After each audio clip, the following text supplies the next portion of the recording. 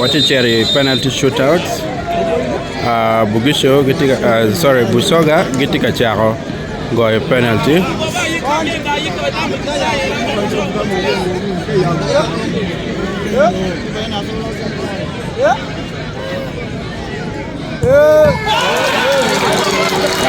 Okay. Man. Yes. Man en nye mananeno moro I penalty ni. La tour la wore era yo kwelo ke goalkeeper ni jalwe nyeri tuko kaman ki training timo kaman so toge mako penalty kit mala wore ukwelo kere ire obedi tiga tiar kagweyo penalty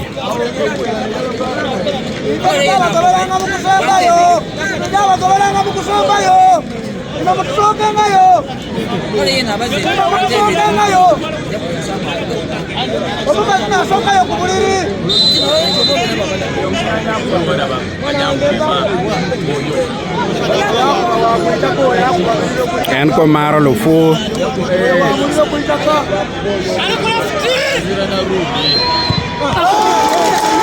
oh sorry Guayo chelo post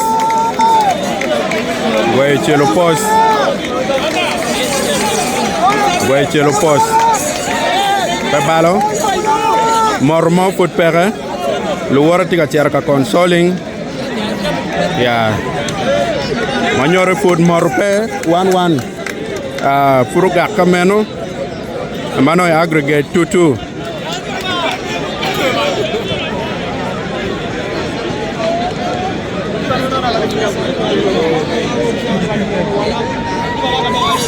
Manwa kor kwa veneno golo mechel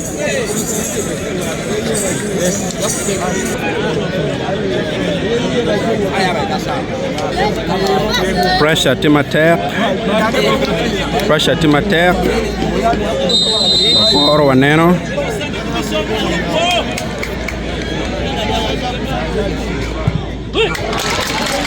mono golo donyo mechel bot Busoga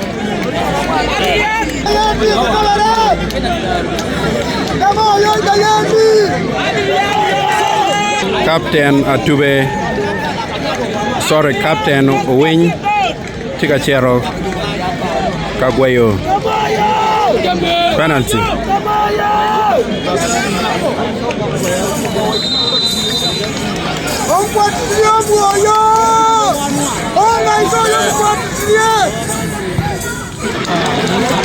Goyo Odonyo wa iye Makerwa 1-1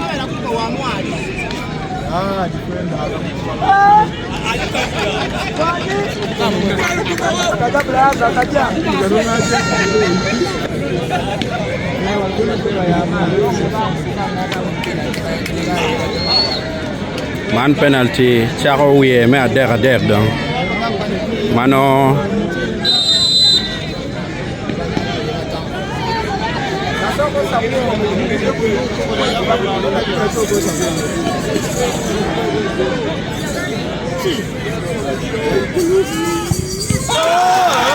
Mono kipa otiro dongone kauna nena bench kipa otiro dongo Odilo Mario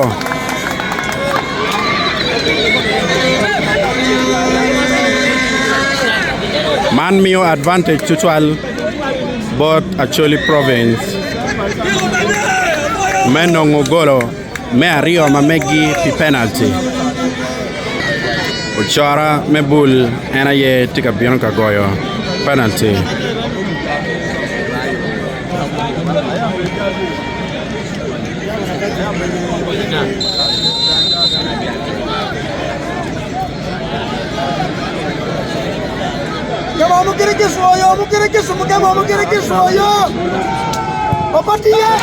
Golo donyo maleng. Man miyo advantage madit tutwal. Miyo advantage madit tutwal Baracholi province. Kawuno neno chala hube en man muruhu ba ma blue ni. Man community ma megwa magatim mbale lokpo dilu tiga yomu chwingi tutwal. Choli community magatim mbale kay nena ngere TMP adum kadong Honorable Gilbert Olanya. Wagonyo kibidongo man. Wagonyo kibidongo man. Wakoro waneno ka chulu don chidong minigi. Mandong miyo bere tutwal. Miyo bere tutwal bot Acholi province. Kago bino gumoro odilo man che tuketo waka kama be tutwal. Piane mandong na Acholi province tika loyo ario Comachel makago moro komberini tian lokani dong biberu kipa ena yetika gwene tian lokaye biberu adep Comachel penalty.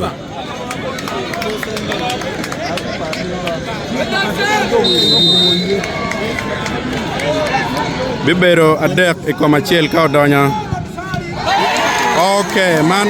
Oh, Acholi province otiro loyo. Acholi province gotiro chero in the next round. Acholi province otiro loyo. Acholi province otiro loyo. Achero round Maria.